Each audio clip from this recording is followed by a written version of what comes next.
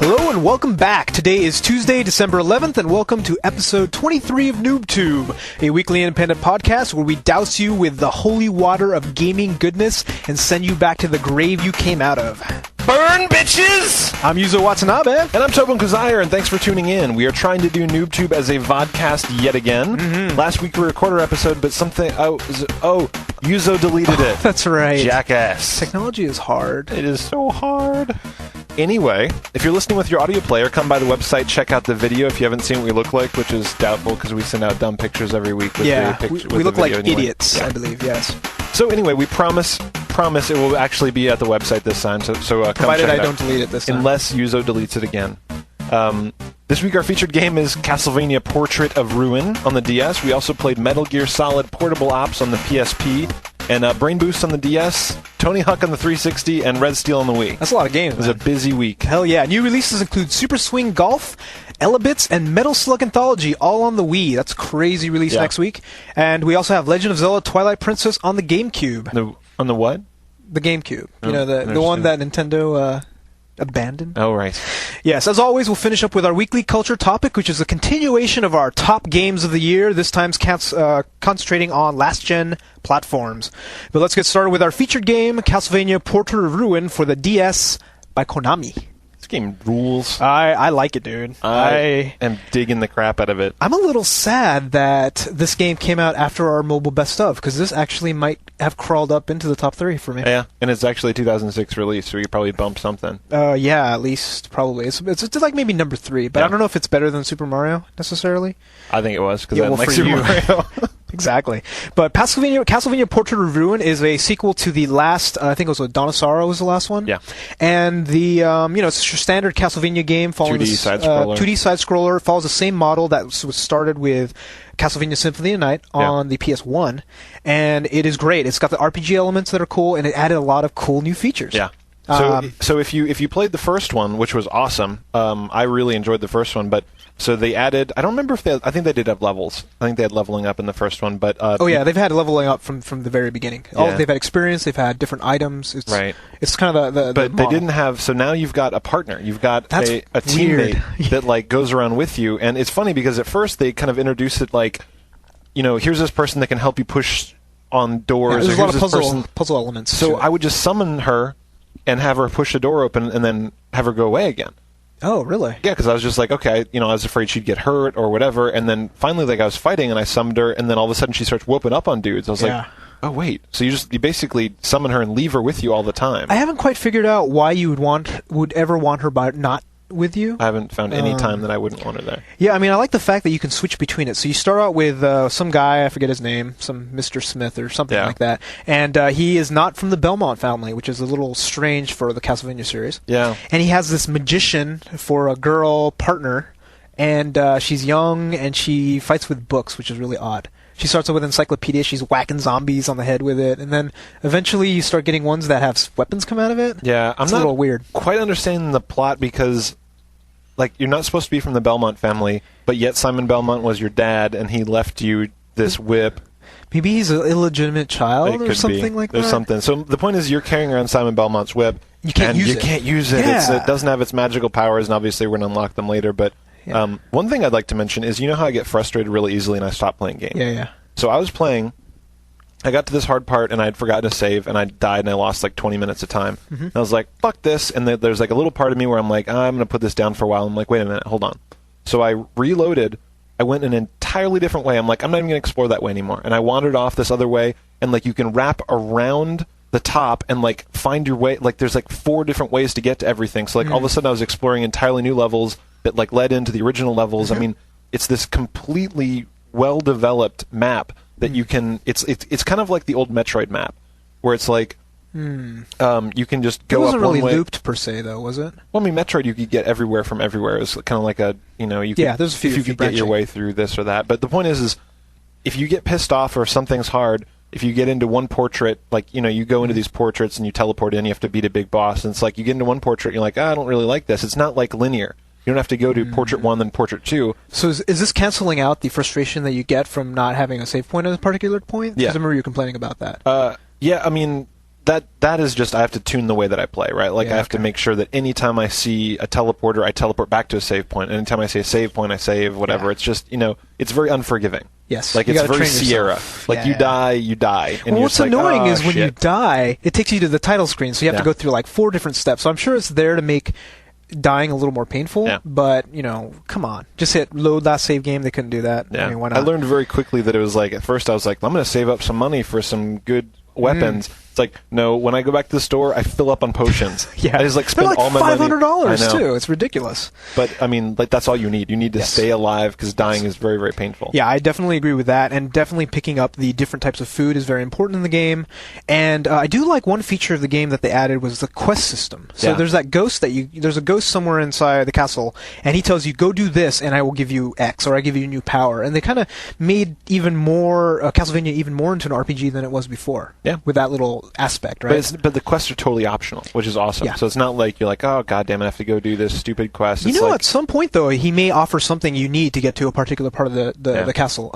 The other part, of course, I like is the fact that you get the dungeon, which is the main Dracula's castle, which isn't really Dracula's castle, but that's part of the story.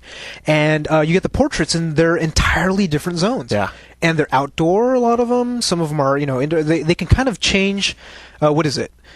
With the original Castlevania Symphony of the Night, they were able to, within the Dracula's castle, kind of fit different themes. Right. Like a little bit archaic, a little bit of this, a little bit of that. But, you couldn't stretch too far because and now it's still like a castle. You go through a portrait, you're in the desert. Yeah. And then there's another portrait where you're in this clown house where everything's turned sideways. Oh, see, I haven't seen that yet. I mean, it's really cool. Like, every portrait is a wholly different world. Yes. And I love the fact that it allows the freedom of the level designers to do just about anything, because, it's just great. They have a sense of humor, man. I was talking to you last night about the maid. There's like these enemies. Penelope? Persephone. Yeah. There's this Persephone monster that's like this girl in a maid outfit. And then, so you find her a little vacuuming while, with a skull. She's vacuuming with a skull vacuum, and if you get too close to her, she'll stick the vacuum to you, and you can't move. It's hilarious. Like they, like a lot of it's dark, a lot of it's whatever, but then it's like they don't, it's very cartoony. They pulled some monsters just totally out of their ass. It's beautiful. I mean, that's the thing is it's cartoony, but it's beautiful. It's really fun.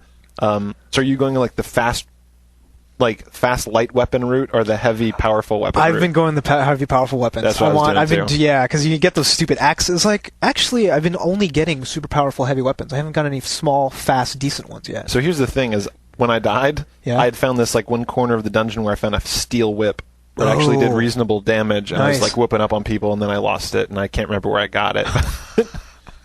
Well, good thing you have the explored percentage, so you can actually find it again, right? So what's up with the progress percentage? You see that where it's like progress 142% or something? Like I think it's actually rating you on how fast you're playing the game. I do notice there's a number of places where there's ratings, and you can I guess you can upload some of your stats to online. I couldn't tell. There's a bunch of online components. There's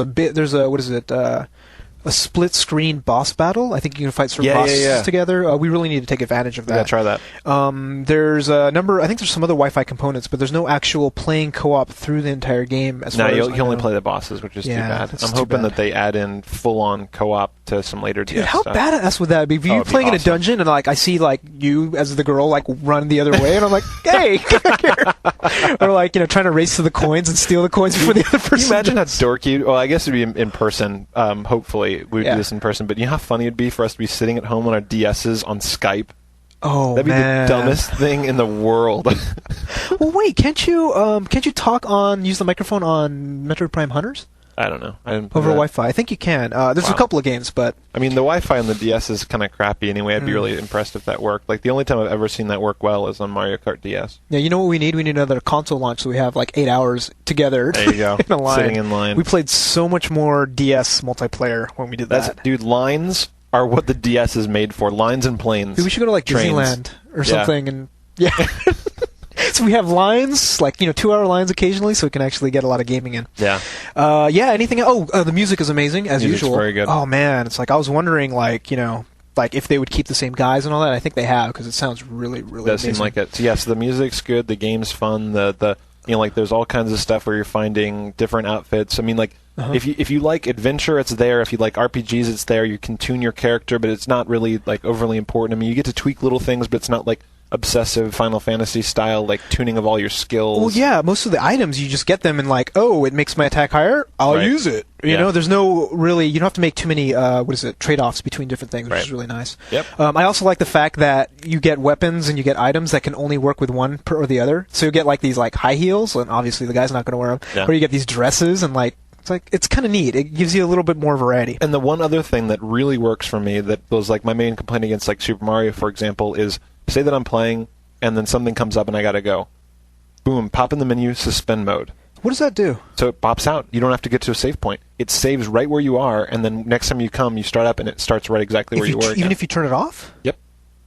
Why the hell doesn't every game do that? I don't know. That is like the thing that every DS game should have. It's like, I want to turn off right now, boom. Yeah, it's safe state. But here's the thing. So say you save that state, it doesn't like really protect you because you can save it and come back later, but if you save it and come back later, that thing is gone. So you could still die, and then you go back to your original save point, right? So it's not like, that's not a save that you can use over and over again. Use it once. Yeah. Which is, so I mean, it's really cool. It's just, all it is it's a bookmark. Yeah. It's just saying, I gotta go, I got dinner, I got my girlfriend's mad at me, whatever. Yeah, for the off, DS, why do not all games have that? Every game should have that. It's the best innovation. And if Super Mario had that, you would have been I much would have played happier. it. Seriously, I would have played the crap out of it. And that was the only thing missing from Super Mario. God, that's stupid. I didn't even realize that, because I've been, I usually get to a save point and it's like, oh, it's a good time to stop. Yeah. But if you don't, if you can't find one, you're done. You can just send. That's true. Awesome. Oh, one other thing I really like about this game, the pacing is fantastic. Yeah.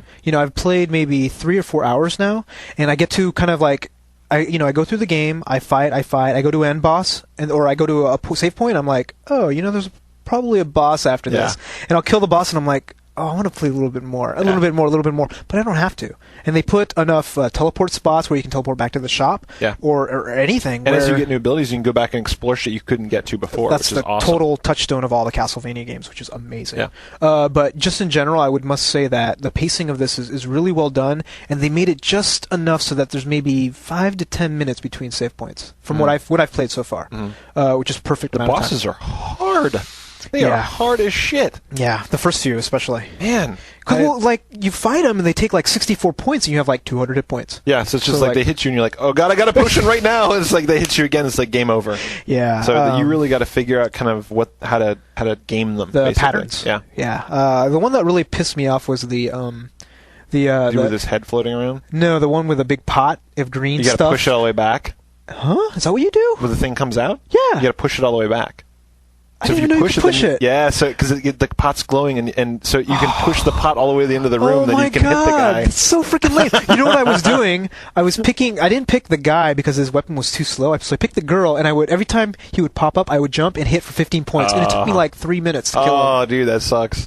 Wow. Yeah. Okay, now I know. All right, yeah. I'll go back and kill him again. NooToobers, there's your hint. That's if you get to a big gob, the third boss, I think, goo coming out of a pot, pushing to the back of the room. So yeah, I think that's 2 enthusiastic thumbs up from us. It's definitely in my top 5 now. Yeah, got bumped in there. Good game. What's next? We got more DS. We did a total crazy mobile weekend, I think, for us. I forgot to go check which one of these I liked, but Brain Boost came out. So there's 2 Brain Boost games, Gamma and Beta. One of them is all memorization. The entire game is just like, we're going to show you a bunch of numbers, memorize them, tap them. Is that the one that sucks? Yeah. Okay. So anyway, that sucks. And then the other one is actually a bunch of mini games that are playable. You figure out patterns, you do whatever. It's kind of like standard brain trainer stuff. So that's a little bit more fun. So according to the net, it looks like the Brain Boost Beta is the memorization one. Okay, so Beta blows. Do not play Beta. And Gamma, if you get it like in a bargain bin, or if you're really addicted to brain trainers, you can go pick it up because it's just like it's the same but not as well done. How does it compare to Brain Tainting or Brain Age? Big Brain Academy or Brain Age? I mean, the games are kind of fun. They're not as nuanced, and the tracking, like, you don't feel as much of a sense of achievement. It's just like you can just get to, there's like 4 different islands, which is the 4 different difficulty levels. So you go to one island, you have to beat all 5 challenges, go to the next island, beat all the challenges harder. So you don't have like a brain weight or something wacky that's the like thing, that? It doesn't really play to the nerdy aspect of, I really want to see, my brain is now 37 grams and yours is 34. And it's like, whoa, you know, it's just, it's not, it's really kind of a holdover, obviously. It's so just it's kind of like a budget brain training game. They're just trying to cash in and do things like that. So if you can get Gamma on, for $10, pick it up. Otherwise, don't bother. Yeah, or rent it. Yeah. So that's brain boosting. I think overall the ones that you really want to play those, Big Brain Academy, and actually that's probably the big one. Yeah, Brain Age and Big Brain Academy are both good. Yeah, definitely. We got next Metal Gear Solid Portable Ops. So this is a PSP game that Tobin did not play because he does not have one. Right. And it is Metal Gear Solid done for the portable market, which they had to make a number of changes to. So we had talked about the preview about it last episode, where you can actually pick up different people and add them to your team, and you do that. That's essentially what you do. You kind of go to different Wi-Fi spots as well and pick up different members of your team. That's so weird. And I'm not getting into it. Did you actually try different Wi-Fi spots? No, I didn't even get to that point. I was just playing the single player, and you go and you convince other people, and you go through these missions. So one of the cooler elements. Metal Gear Solid's not about convincing anybody. It's about fucking snapping up, like cracking necks, stabbing jaws, sneaking up on people. Well, so the way it works is that you pick up other members of your team, and they have different abilities. So you have the sneaker, who's the one that you're actually controlling. Does he have whoppers? Yeah, and a little crown. You have the sneaker. You have a medical type person who heals other people. You have, it's that kind of whatever, stuff. Yeah. One of the coolest. There's demolitions expert. There's a Hispanic fellow who's obsessed with knives. Oh wait, it's like every '80s action film. Yeah, so there's a big black guy with a mohawk with a lot of gold chains. He's got anger issues. There's this really suave guy. Yes, with a vet. Yeah, it's so anyhow, the cooler thing that they did with Metal Gear Solid Portable Ops is they made it more portable so that every mission is like 5 to 10 minutes. So it's kind of like a zone. You start off from the beginning, you have to get to a point with the X, and that's your mission. And there's different things about it, but it's 3D. Yeah. And 3D on portable is just the control schemes are not there yet. I'm trying to play with that stupid analog nub that the PSP has, and trying to do 3D movements with that. So imagine this, right? I have my left thumb on the analog nub, and I'm moving around, moving my viewpoint, and I have to use the left cross directional to move or strafe. So you can't move. So I'm looking at a guy, and he's like, "Oh, he walked around." I'm like, "Oh," and I use my right hand to push to the right. Oh, that sucks. So regardless, that's the kind of thing, and I just can't get into it. I could see this being actually more fun if it was in a better control scheme like the DS. Everything else about it's really well produced. They did this whole weird comic thing to do all the talking. Oh, like 13? I didn't play 13. But they did that, but the exposition is god long. That's what they do, man. That's what Metal Gear's all about.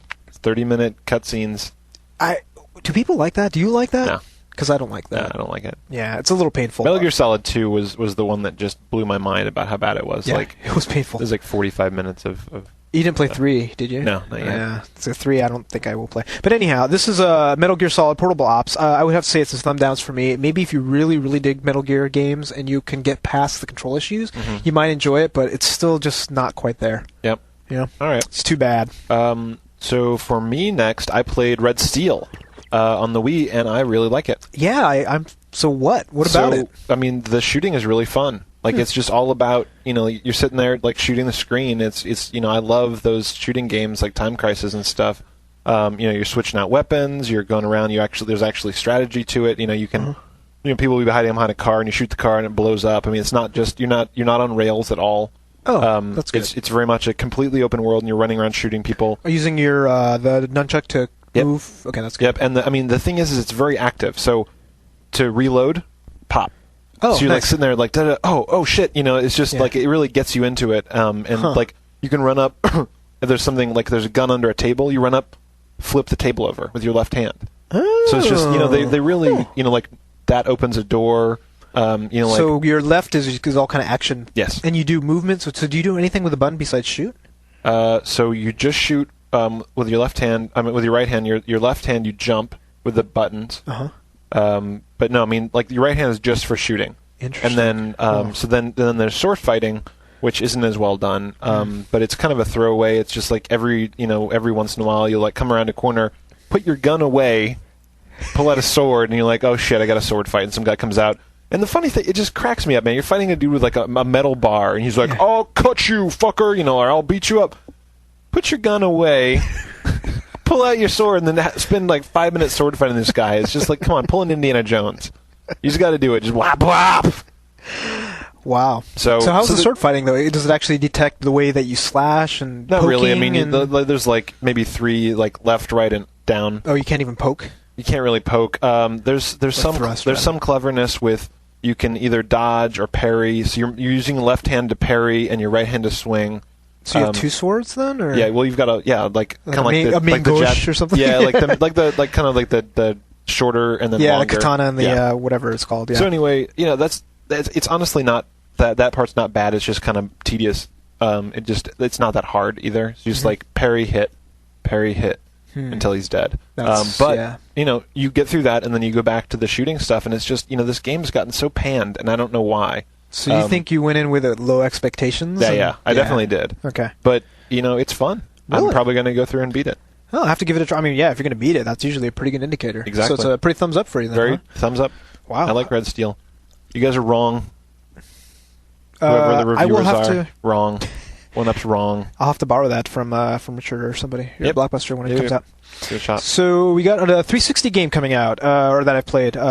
Came out about 2 weeks ago, I think. It's Tony Hawk Project 8. So I talked about the demo earlier, and you know about it. Yeah. And I was really disappointed with the demo. Yeah. I was expecting a lot more from the nail the trick mode that they were adding, which you use the two thumbsticks. Slow down. Yeah, and you kind of use it to kick, and they do have that in the game, but it's not a big major portion of the game.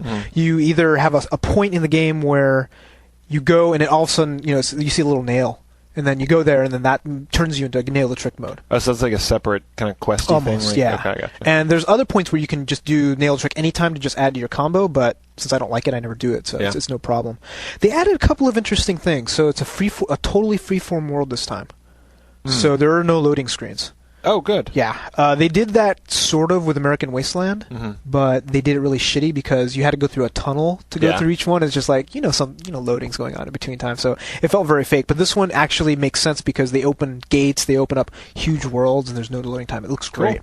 And they added different events, and they made it a little more freeform so that you've played some of them, haven't you? Yeah, I don't like them. Yeah, so they did more events. They made it a little more freeform where you're walking into people, you say, hey, do this, or do this, not toss, or spin, or do this, and it's kind of fun. It's a little, I'll play it some more, but it's not a big winner for me. Yeah. It's not as bad as the demo.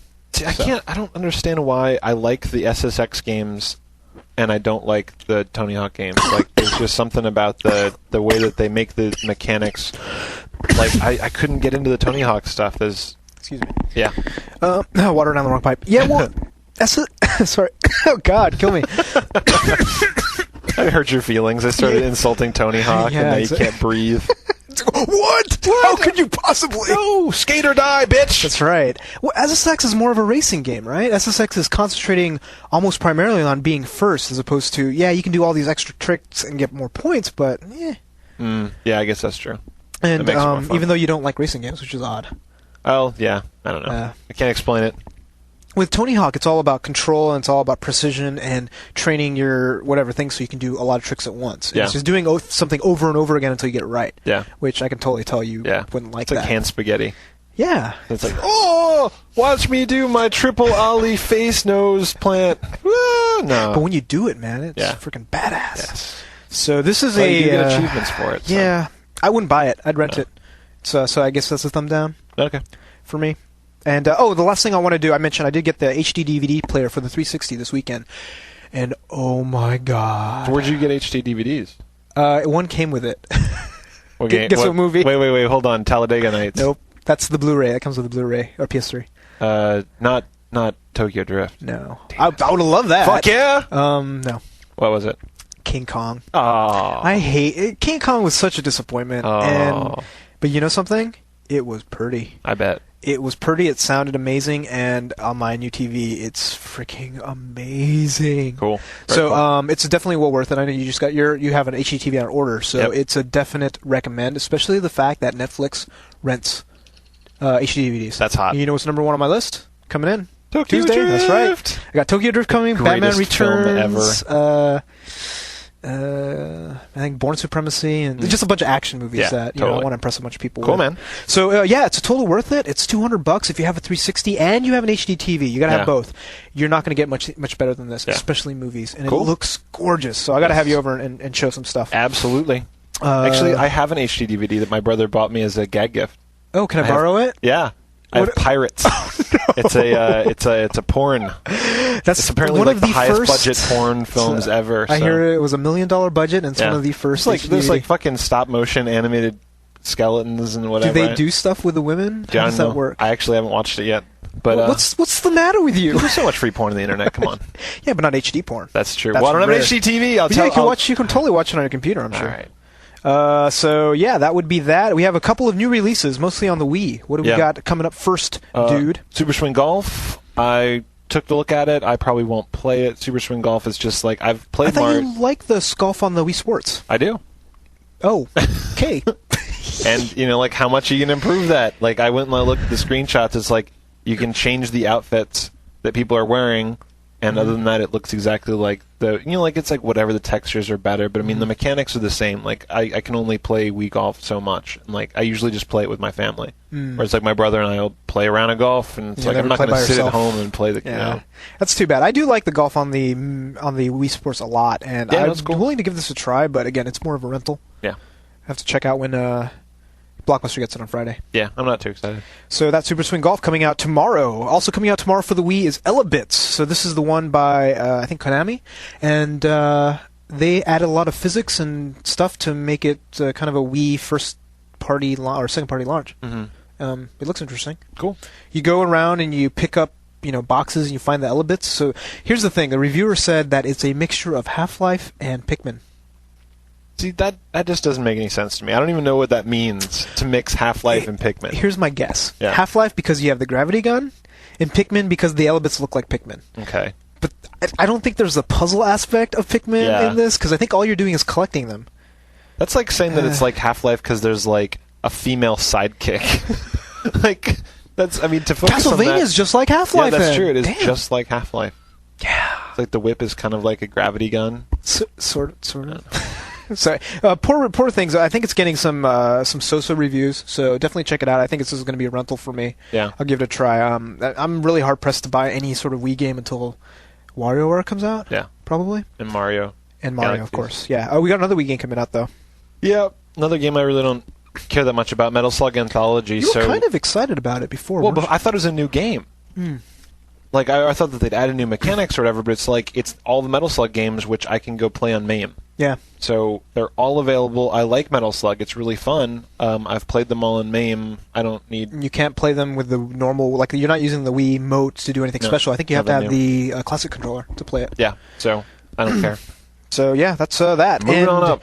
We got the Mad Catz Live Arcade Retro Stick. That's coming out on the 15th of December. And remember, this is kind of the complaints that I had with a lot of the Xbox Live Arcade games, that the little D-pad on the 360 is terrible for old retro games. Yeah. But considering I don't play many retro games, I'm still not sure if I'm going to get this thing. Yeah, why would you? Well, because the control is better. I know, but every time these games come out, you're like, why would I play Pac-Man? I can go download that. Yeah, you're right. But if I really wanted to play Pac-Man, I would get this. Shit. That's right. So that is coming out. Give it a look-see. It looks pretty cool. It's kind of like an Atari joystick. I'm glad they did it, because it's like they do need a better control than that smushy kind of weird round. Like it just, I don't understand the Xbox D-pad. Well, you know what they should have done? They should have come out with a Mad Catz Star Wars control stick. R2. Yeah, that'd be nice. That is not coming out though, but we do have a game for the GameCube. Yeah. Do you have a GameCube? I do actually. I have a Wii. I have a GameCube covered in dust sitting in my garage. Legend of Zelda: Twilight Princess. This game was designed for the Wii. It was originally designed for the GameCube and then retrofitted for the... Yeah, but I mean, like, they've added all this stuff. So, I mean, why... I don't understand. Like, okay, I guess if you don't have a Wii, then go ahead and pick this up if you love Zelda, but, I mean... I'm really curious what the control scheme will be like without the... The thing is, though, if you look at how the Zelda does use the Wii, most of the stuff can be done with buttons. It's true. Swinging can be done with a button. The only thing that is a little wacky would be doing all of the aiming stuff. Yeah. Which is actually pretty cool. Yeah, I mean, if you're doing that with your thumb pad, you're going to get angry very quickly. I wonder how they change that. I don't know. Yeah, so the graphics probably aren't going to be that much different. It'll be exactly the same. Might be a little bit better on the GameCube.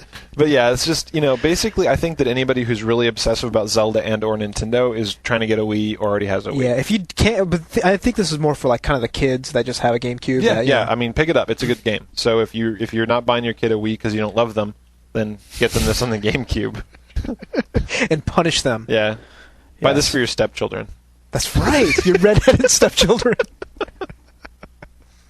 Excellent. So that is it for our new releases. Awesome. I think it's going to be a total Wii craziness. Yeah, we're going to have to actually go to Blockbuster and check out if they actually have these, huh? Yeah. I'll try out Elebits. It looks interesting. Yeah, Elebits is on my list in golf. Of the bunch.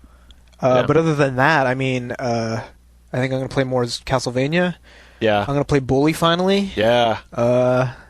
Yeah. We're going to have to figure out our holiday schedule because there's going to be a couple weeks coming up when you and I are not going to be around. But yeah, we'll have to probably skip off on Wish Me Christmas at the very least. Yeah. So we have our culture topic, which is a continuation of our Best of 2006 list. And we're going to be going over the last generation systems, which include the PS2, the Xbox, and the PC. Which was harder than I thought. You know, there's going to be some consoles which don't have any or have not top 3. I thought that I'd played more games on these consoles than I did. I mean, especially the Xbox. We're going back and looking. It's just like Yuzo and I are just sitting here racking our brain. Yeah. Like we'd come up with games that came out 2005. We're looking. We're like, oh, September 05, and no, we don't play like that. Yeah, so we'll go through the list first. Yep, so I think I like that we're calling PC a last gen console. It is. That's really funny. It is until freaking next year, then it'll be a next gen. Yeah. So we have PS2 starting off first. This is kind of the big list, and let's see. Let's go over our tops first. I think my number one is going to be Okami. Yeah. From the stylistic art direction, from the general Zelda-like questing, the puzzles, the length. I have not got a chance to play it enough, but I keep on wanting to go back. So I know when Christmas rolls around, when I have a lot of free time, I'm totally going to go back to that game. Yep. And I love it. I mean, it's a sign of a good game. What do you like so much about it? I mean, the art direction was good, and the control was never frustrating. So I mean, that's what I really liked about it. Was it did feel like, I mean, people said this, but it felt like a Wolf Zelda. Yeah. And I like that. So I mean, that was right up my alley. There was lots of little innovative bits about the interface that I liked a lot. Yeah, and the puzzles were really smart and interesting as well. So this is an excellent game, and it looks really good considering it is a PS2 game. I mean, it racks up there with the next gen games. So definitely get it if it's on your list. You got a number one. Bully. I need to play this game. The shit out of Bully, man. I still haven't beaten it, but I'm gonna. It's the same thing. It's on my holiday playlist where I'm gonna go back to it. But I never got tired of this game. It's just like all of the classes in the school where you're going through and you're doing chemistry or doing whatever, and it adds to your skills, and you're going around whooping up on people and learning all these new abilities, and just the Rockstar is so good at making you feel like you're in a world, and I was in that school, and that's what I really liked about it. Yeah, it looked really open-ended. It looked like it had a lot of depth to it, which is what I really liked about the idea of the game. And I'm definitely going to... I have it sitting at home, and I just haven't had a chance to play it yet. Cool. I'm excited. Yep. So my number two, which is also your number three, so you can both talk about it, is Guitar Hero 2. My God, this game is amazing. So they took everything that was awesome about Guitar Hero 1 and made it amazing. I still play this game almost every day. That's amazing, because you didn't play Guitar Hero 1 very much at all. You like body, like, yeah, I got halfway through easy. Yep. And like, you're almost too hard now, aren't you? I can't put down. Yep. I cannot put it down. It's just like, and the funny thing is I've discovered all the indie songs on it. Like, the first one, the indie songs were kind of shitty, and I didn't really play very many of them. Yeah. This one, I'm going through, and it's like Soy Bomb and Let's Talk More Rock and Jordan and all these games, all these songs. I'm like, oh my God. Like, they're just as good as the commercial songs in the disc. Wow. Yeah, I haven't even played them that much. You got to try those. I mean, it's amazing. So this game, I have literally nothing bad to say about it. Oh, no. Well, except for the whole baseline suck. I'm not going to get into that argument again. I think the co-op they added to the game is absolutely amazing. The training mode is crucial to this game. Have you used it much? I mean, to get past some of the songs, you absolutely have to have that, and they just did everything perfect with this game. They made it rock, and the only thing they can do to make it better is downloadable content. Yep. So I am buying this freaking game when it comes out on 360. Me too. It just sucks not to buy the guitars again. I know. Actually, the resale value on eBay is not too bad. See, I'm just thinking, man, like, the best thing about this game is that you're just dying for Guitar Hero 3. Like, you're just always going to want more songs, and I think that once we have downloadable songs, they can just kick them out every once in a while. Yeah, it's every be couple awesome. of months, I would be so happy to get 5 songs. Yeah. Totally. And I think with the 360 version that's coming out, I think either first quarter or second quarter of next year, we're going to get that. So that is... Because, I mean, every time I talk to people, we think of more songs that should have been on there. Yeah. So what they should have is, like, online voting or online mail campaigns where they're like, what song should be on the next Guitar Hero? And I'll be like, Wheel in the Sky, motherfucker! Wheel in the sky keeps on. All right. The thing is, though, I think if you open it to that, they might end up picking ones that may be great songs, but may not be that much fun on Guitar Hero. You never know. I kind of trust them. They could do like one song per pack that was voted on. Sure, I think people would dig it. I'd like it. I think the idea sounds great, but in practice. Yep. So, what is your number 2, dude? So my number 2 was Yakuza. I love this game. The environment was just so well done. It was like Shenmue 2. It was just, like we've already discussed this in the reviews. You got really far into that, didn't you? Yeah, played the crap out of it. But PS2, I honestly, the funny thing is my top 3 games are basically the only 3 games I played all year. I only picked up the good games because this was before I had the Blockbuster Pass. Yeah. So I wasn't picking up any garbage. Like, these were the games that I knew I was going to like, and I did. I loved them. Yakuza was just a stellar game.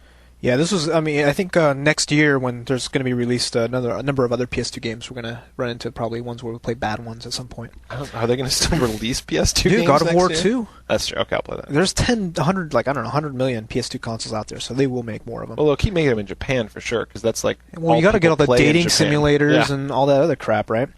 Yeah. So that is your number 2. My number 3 is Final Fantasy 12. We'll get into that other stuff later. Final Fantasy 12. I did like this game a lot. I wish I could play again. This is another one where I got sidetracked by all these other games I had to review and play, so I really need to spend more time on it. I like the concept of having all this AI design into your party. The story was actually good for me, considering I hate Japanese RPGs. It kept me interested. I loved it. So this is one of my things. Dude, how much have you played of that game? I probably played about 3 hours? 15. No, over 10 hours. Definitely 15 to 20. Yeah. So you're like a tenth of the way through. Something like that. Yeah. But, it was all good. I wasn't bored at any point, which is a good thing you can say about that game. Yeah. So what's your worst? My worst is Final Fantasy 12. Because I felt like Square Enix took a dump on my chest. Oh, man. So I was... From fanboy to slam boy it just happened. 6 months. It was more the disappointment than anything else. Like, I was anticipating this game so much, and it just didn't do it for me. Bought it on opening day, huh? Yep. That's too bad, man. Yep. We've talked about all this before, but you guys have all heard my panning of Final Fantasy 12. It did nothing for me. I did not like it. That's really unfortunate, man. So, So we got my worst game. All right. Yeah. So, Tobin answers the cell phone on our podcast. We got my worst game, which is Yakuza. This game freaking sucked. It was terrible. The fighting was so... I cannot understand why you possibly could say that Final Fantasy 12 is worse than Yakuza. I think it's probably because I have taste in video games. No, I think it's because you... Yeah, right. I think it's because it's all based on disappointment. Yeah. Because if you were not anticipating Final Fantasy 12, you wouldn't have hated it so much. I still think I would have hated it. Yeah, I suppose. I don't know. I think they did a really good job. It's hilarious, though, that we both panned each other's favorite games. It's like worst is just like...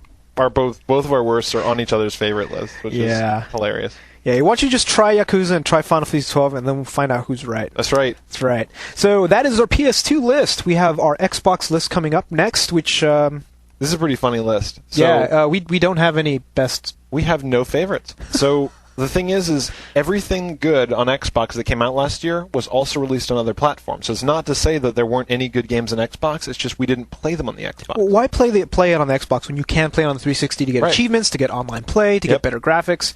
There's just no question. Yep. So as far as the Xbox top 10 list, for me is number 1, Xbox Media Center. Yeah. I use that every freaking day. Number 2, it's a 2005 game, but Karika Revolution Party. I played that whenever people are over. Yep. Which aren't 2006 games, so So there's nothing. I mean, there's literally this year we got nothing except worst. So yeah, I played some pretty shitty games on Xbox. So my number 1 worst game was Legend of Spyro: New Beginning. Dog shit. We talked about this so much. I mean, we panned it like crazy, but the combination of David Spade being super annoying, really crappy graphics, really crappy puzzles. Nothing fun about it, basically. No. And the anticipation of it being an actually good one. Yep, Spyro used to be good. Yeah, a new crappy beginning. Yep. It's too bad. And it was they did a crappy one on the DS. I mean, they just basically just gang raped the franchise. That franchise is dead to me. Yeah.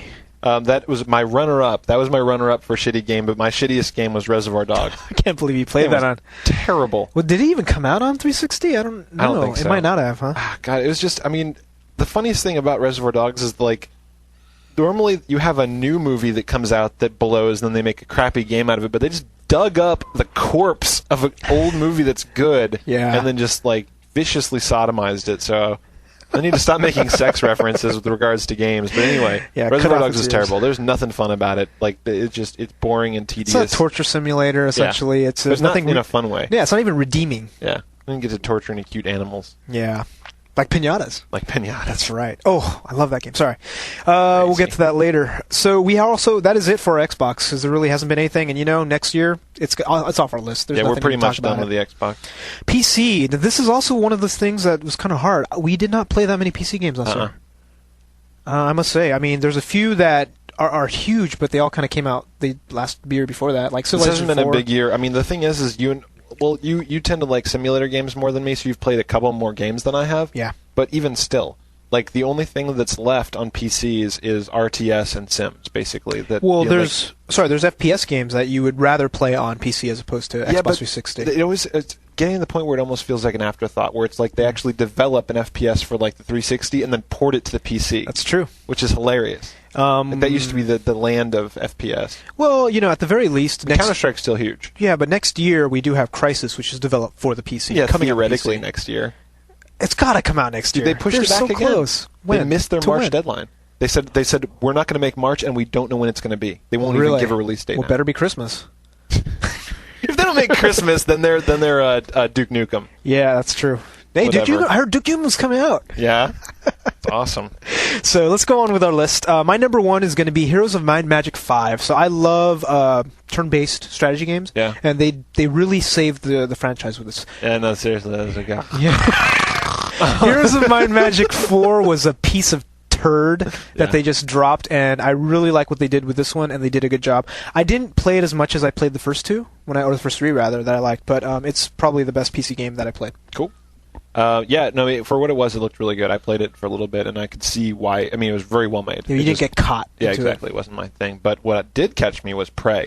That's surprising. I dug Prey, and I actually beat it. I played it straight through. Yeah, I think not only did I beat it, but I beat it in 2 days. Really? Whereas, I played one night until I had to go to short. bed. It was very short. It was maybe 8 hours. But still, as you're talking 2 days, I mean, I played the crap out of it. But it was just... it was really innovative. All the out-of-body stuff was good. The graphics were fantastic. I've never played as an American Indian character before, and they actually kind of threw in different... I mean, it didn't feel like a normal FPS, and I had a blast with it. I think it's a very solid FPS, personally. Yep. I mean, I wouldn't put it on my list, but, what other FPS really came out that was great? Nothing. That I can think of. I mean, Fear everybody talks about, but I didn't play it, so, yeah. Whatever. Let's see. My number 2 game is Elder Scrolls 4 Oblivion. I did play it on the PC first, and then I eventually moved over to the 360 just because I wanted the achievement points. But it is a really, really deep game. I didn't play it that much, though. Yeah. So this kind of says, as far as the number of games, that this made the list. Yeah. It was good on my list, and it is really, amazing as the amount of depth that they really added to this game. Did you play it at all? Yeah. Yeah. Fantastic game. Yeah, it's definitely a lot of fun. So that was my number 2. Yep. My number 2 is Half-Life Episode 1. FPS whore. I know. That's all. Well, I mean, that's what PCs are for, dude. I don't have anything else I play on PCs. But yeah, Half-Life Episode 1. It was just great. There was a lot more with the girl. Mm-hmm. They took the franchise and really kind of twisted it and let you do a couple new things. But it's a solid 6 hours. Very solid, and a lot of fun. Just waiting for Portal. Yeah, Portal, Team Fortress 2, and Episode 2 all at the same time. Yeah. So I think first quarter or second quarter next year is going to be amazing for the PC.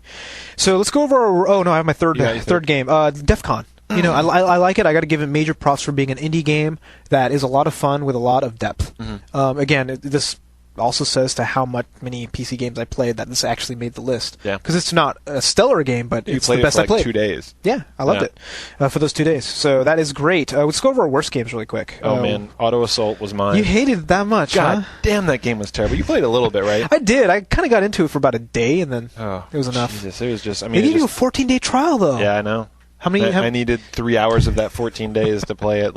I played through it for one night, and it's just, it's poorly made. The questing was terrible. There was a lot of, like, running around. The combat was retarded. Combat was awful. It was laggy. It's just whatever. It was terrible. It was also empty. You would go and you'd play, and there would be nobody else. Like these tiny little pockets outside of a town where like 5 or 6 people would be running around and having really laggy combat. Yeah, you don't really talk to each other. Like, drive for 10 minutes and go kill 4 of these guys, and you're like, fuck me. And getting out, and whenever you got out of your car, it just looked terrible. Yeah. It looked like a piece of garbage. Yep. I'm surprised it looked it's like not Anarchy Online is what it looked like. Yeah, like 4 years ago. Yeah. So that is your worst. My worst is Bad Day LA. You know? Oh God. Oh. Talking about pieces, like somebody laying a piece of turd on your doorstep. It was 1999. If that, 97 even, man. I've seen games in 90s, like Descent was better than this game, we did, if you go back to one of our previous episodes where we reviewed the demo, but man, I have not seen anything where the character design, the art design, the level design, the programming, the physics engine, everything is just the worst possible you can get. They could just basically use it to teach kids how not to make games. Yeah. I like those, the thing that you see on TV, like the College of Video Games, come do video games. It's like, Yeah, refrigerator repair, video game design. So that is our list. That's it. That's all we got. Yeah. What do we got for our site news listener homework, dude? So our listener homework is we are going to follow up last week's listener homework where you post your favorite portable games. This week, post your favorite last-gen games and your worst last-gen games. PS2, Xbox, and PC. Yep. Let us know if we forgot anything that you loved. Let us know if we forgot anything that you hated. Mm-hmm. Oh, yeah, we got a couple of lists from our last week, which came out, and they had some good stuff. Yeah. A couple of, PSP, matches, I thought. Yeah. Which is nice. Yeah, no, we really appreciate you guys hopping up on the forums. We've got it all cured up, too. Like, there was a whole bunch of, we were getting a bunch of spam accounts, and I've dropped in a spam blocker, so we're done with that, so... Hop over to the forums. Yeah, if you try to register for an account and you weren't a validator or anything like that, then you might have been deleted as a bot. So definitely try again now that we have our plugins all set up. You can get all set up. Is there anything else that we have, dude? That's it. Might be a short episode, huh? Yeah. All right. Cool. So that is our show for the week, folks. Check out our website at NooBTooB.com. And please send us feedback on our forums by clicking the red link at the top of the page that says Forums. Boop. You can also call us on our toll-free number, which is 888-233-8480. What was that number again? Oh, God. 888-233-8480. Be featured in the podcast. And tell us that Yuzo's wrong about Yakuza not being better than Final Fantasy XII. Tell Tobin he's wrong that Final Fantasy XII is not one of the best games released this year for the PS2. And then let us know what you want to hear about next week. Yeah, and also be sure to subscribe to our podcast in iTunes. We are actively tracking our number of subscribers, so if you can get it and get it every week automatically, it's much more convenient for you guys. And if you like us, leave us a 5-star review, please. We're getting a growing number of good reviews. We really appreciate that. Yeah, it gets us up on our rankings. Yep. And there's also an iTunes subscription link on NooBTooB.com. So that's all for this episode. I'm Yuzo Watanabe. And I am Tobin Kozaire. Audio engineering for NooBTooB is done by Range 8-Ball Strunk. Thanks for listening. We'll see y'all next week. See ya! Out!